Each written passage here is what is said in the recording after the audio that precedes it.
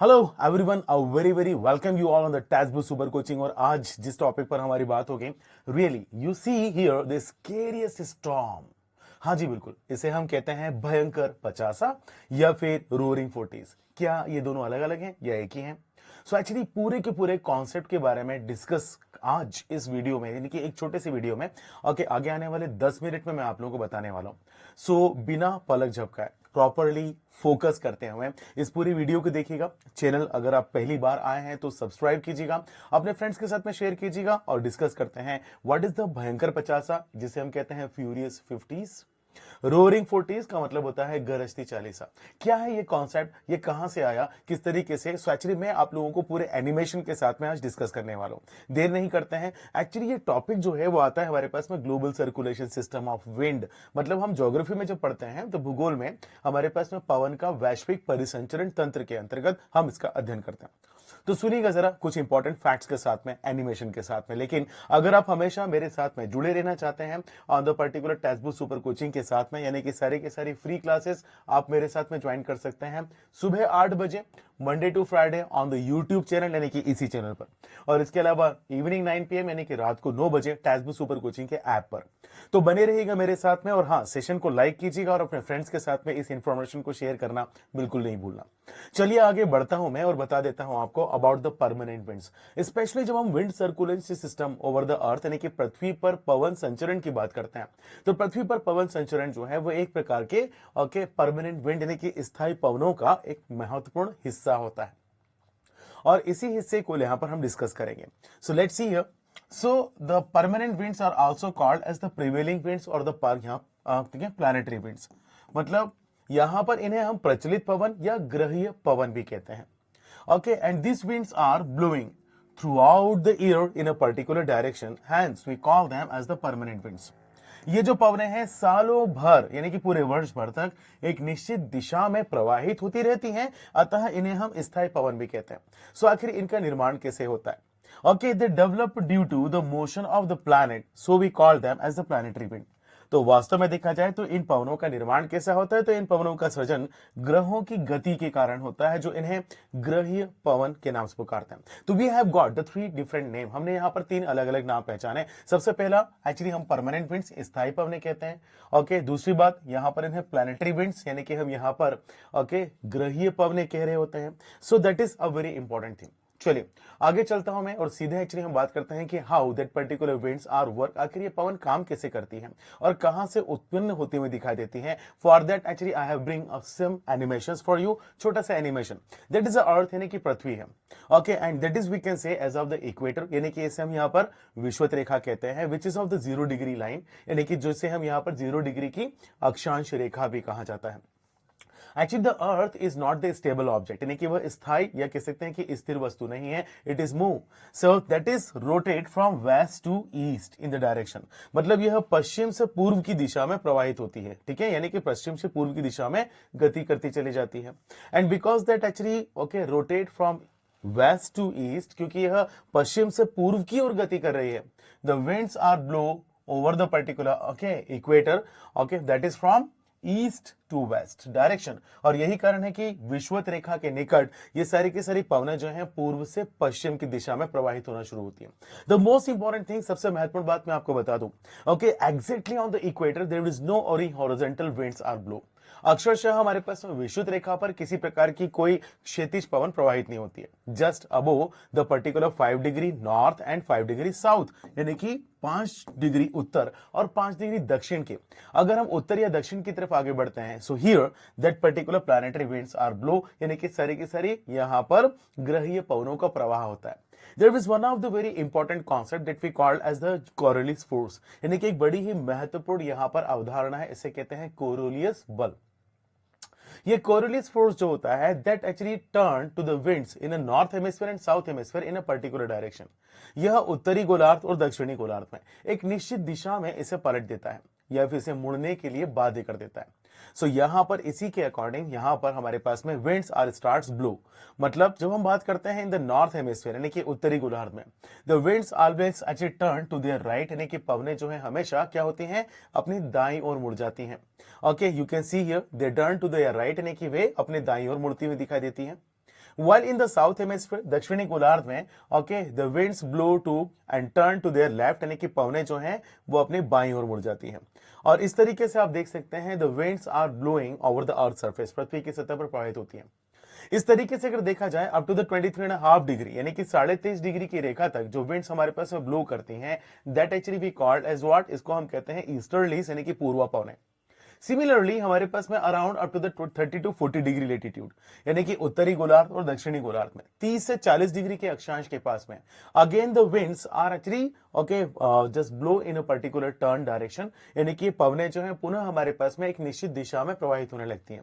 So they are actually we called as what, जैसे कि आप देख सकते हैं आप नॉर्थ हेमिस्फीयर में, okay, they are turn to their right. मैंने कहा कि जहां से भी पवनें आ रही हैं फ्रॉम योर बैक, अगर आप उस तरफ अपनी पीठ खड़ी यहां पर पीठ करके खड़े होते हैं, इन द नॉर्थ हेमिस्फीयर उत्तरी गोलार्ध में, winds always blow to your right, यानी कि पवन आपके दाईं ओर मुड़ती।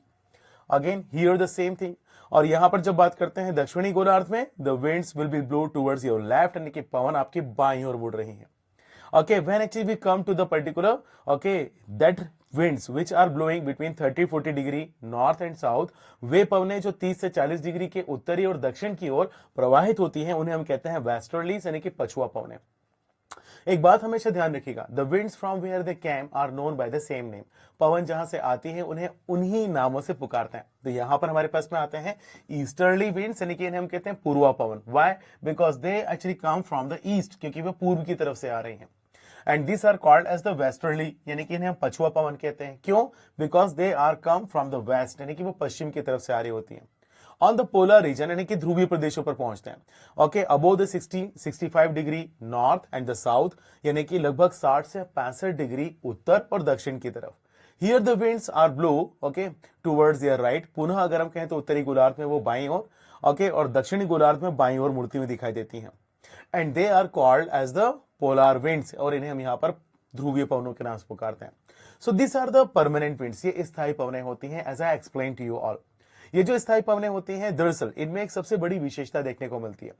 ओके, जैसे कि यहां पर हम बात करते हैं द कंप्लीट अर्थ, यानी कि पूरी हम पृथ्वी की बात करते हैं।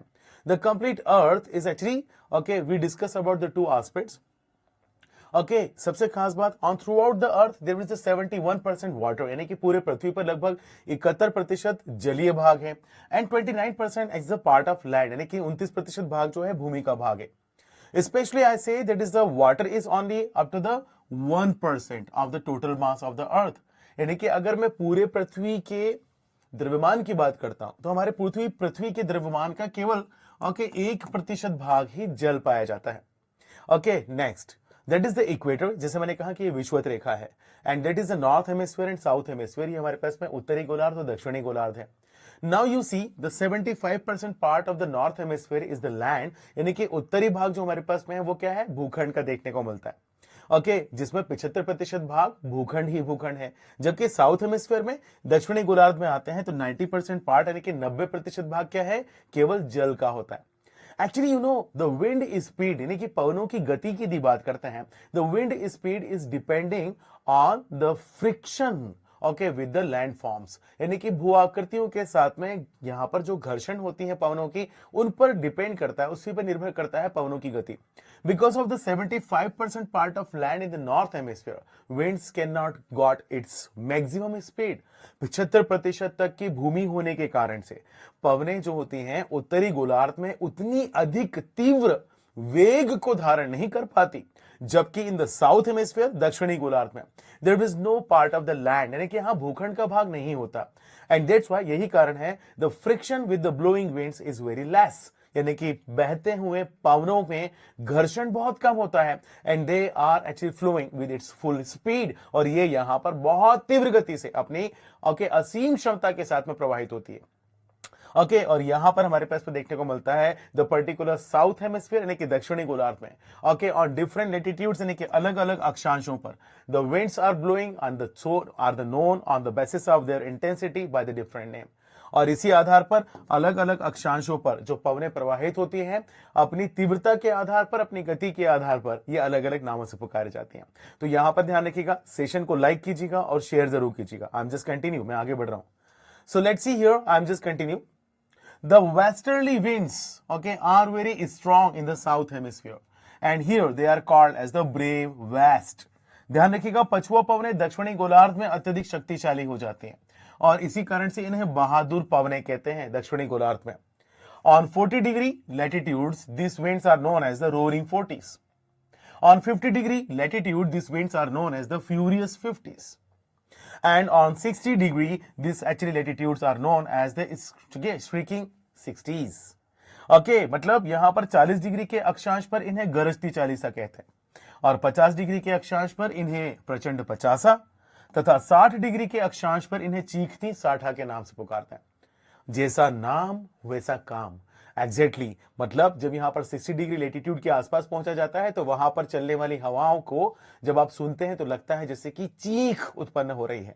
ओके, जब यहां पर 50 डिग्री लेटीट्यूड यानी कि 50 डिग्री अक्षांश के आसपास पहुंचते हैं और अगर आप अपने शिप से बाहर निकलें तो आपको लगता है जैसे कि आप उड़ जाएंगे, फ्यूरियस 50s। और 40 डिग्री लेटीट्यूड यानी कि 40 डिग्री के अक्षांश पर जब हम पहुंचते हैं तो वास्तव में ऐसा लगता है जैसे कि विंड्स आर रोरिंग यानी कि पवन गर्जना कर रही है। क्या बात है। चलिए भाई, thank you so much to all of you to join with me. और मैं आपको बता दूं कि 100% लाइव फाउंडेशन कोर्स 2.0 बैच हमारा शुरू हो चुका है और ये एक्चुअली यूजीसी नेट का अब की बार यहां पर जेआरएफ पार करने के लिए आप शुरू कर सकते हैं।